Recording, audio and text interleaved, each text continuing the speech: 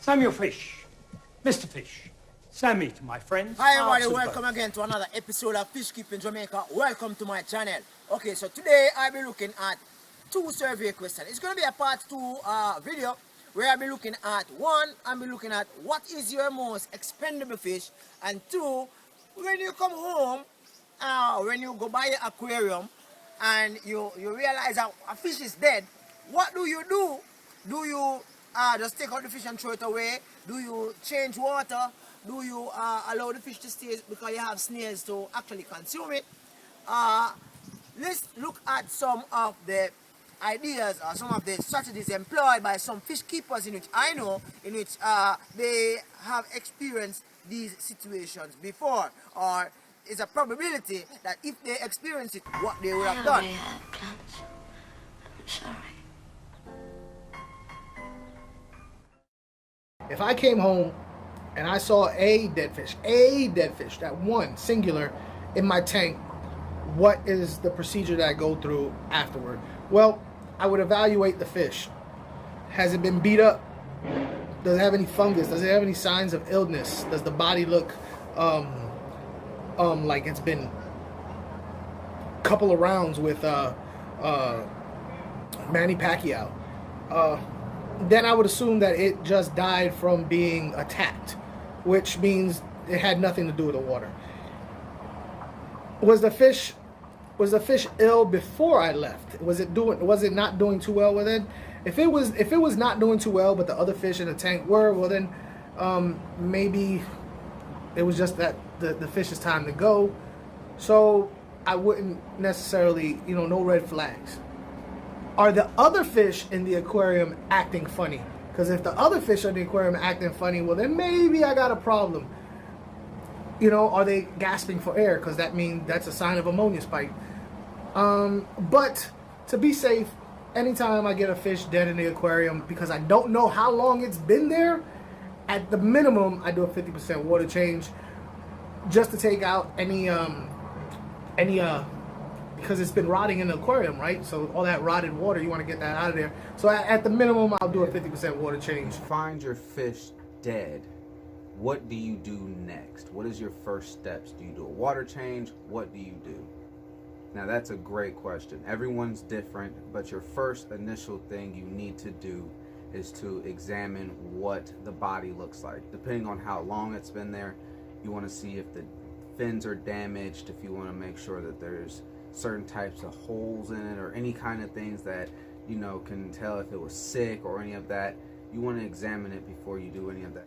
And now after you do that first initial step of looking over of what that fish went through, of the death, of the cause of the death, if you're sure of it, you will want to test your waters. I know there's a lot of people who are not having the test kits or the test strips.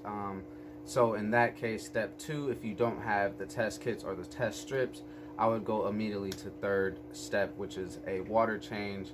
A lot of people do differently, but those are the little tidbits that I do in my fish room. How do you manage aquarium water if you find a dead fish in it?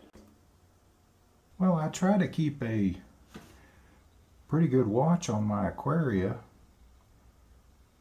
and if a fish happens to expire, I generally find it pretty quickly, so it hasn't had a lot of time to desiccate and foul the water.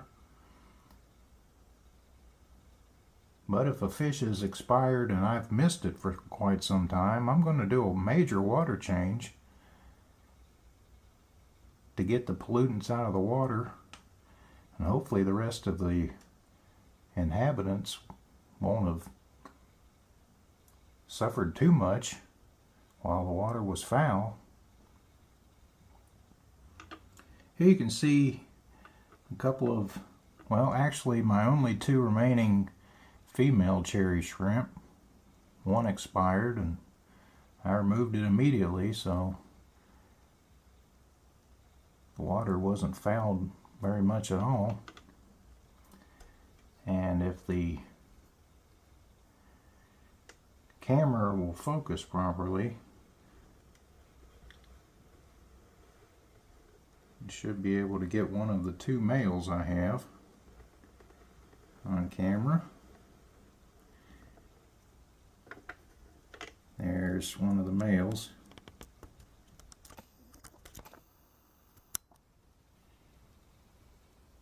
I don't see the other male at the moment, but trust me, if he's expired, I'll get him out right away. Would I do a water change if I find a dead fish? The answer is most certainly yes. I would do a water change. How much of a water change? I usually do 50%. 50% water change. The reason being is because I don't know what killed the fish. I don't know, especially if I wasn't there and the fish was healthy before, I don't know what could have caused it. So I would usually test the water parameters, see how it looks, and then regardless how it looks, I would do a 50% water change, because my regiment is water change twice a week on these guys, 50% each time. These guys are African peacocks. They're fairly active and they are somewhat aggressive most of the times. So depending on how the fish looks, what is left of the fish, it will determine if a water change will be done.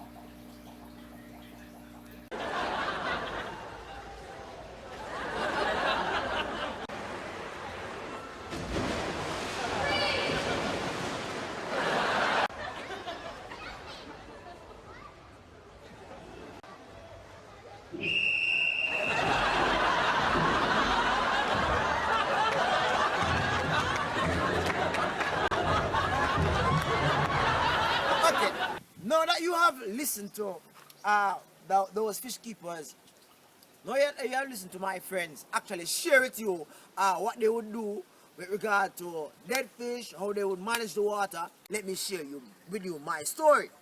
Okay, so one night, it was about probably minutes after 10 p.m. I came home and I saw roughly 23 jack dempsey dead. Now, these jack dempseys were like between 4 to 6.5 inches in length. Okay, so I saw them dead floating on the water, and I saw someone, because it was about 50 of them about 60 of them in the container, right? Now I saw some swimming at the bottom and some floating at the top, so I realized that it wasn't a total fish kill. Immediately I had to spring into action, right? I had to extract all of the dead fish, right? In which I thought I had until the next morning. I came again, I saw 200 meter piping, right? Which made it 23, so I took out 21 the night before. Alright, so the night in which I actually saw them floating, what I had to do, right, bearing in mind that these fish are dead and that these fish might be giving off waste in the water, I had to, and this was one of the thoughts, right, I had to let down the water to about half in the night, minutes after 10, and then I had to actually put fresh water on that water that was there before. Now the Sunday to follow, because it was in the week, you know, work, return home late in the evening, out early in the morning. So Sunday now, when I had the time, Sunday is my time to make videos and to look at my fish stock carefully. Sunday, what I did now, that happened about the Wednesday. Sunday, what I did now was to actually did a total water change, 100% water change. Took out all the fish that left and actually, you know, clean out the pond and all that. Now, some persons might just take out the fish and throw it away, and that's it. Now, the question is asked, is this dangerous in that you don't change the water, or is that you should have actually changed the water and add a little chemical so as to prevent, you know, the old biological mess to actually. So you want to check to see if there's any contaminants in the water. For example, I have ackee tree and cherry tree and breadfruit tree and mango tree right over, well, my ponds are underneath them, right? I want to check to you want to check to see if there's anything that had fell into the water. For those persons who have aquariums at home, you want to check to see if there's anything that actually fell into the water by accident. For you to extract that might have caused your fish to die. You want to see if you check the fish to see if the fish actually died from something. But because it is a lot of fish that died in my pond, I knew for a fact that something went wrong. One is either something fell out the tree, or two is either somebody threw something in it, something does happen. Up to now, nearly a year now, I am yet to find out what had actually happened to my fish. Okay, so but it's a difficult. Why you never asked me what my favorite color is, huh? It's yellow.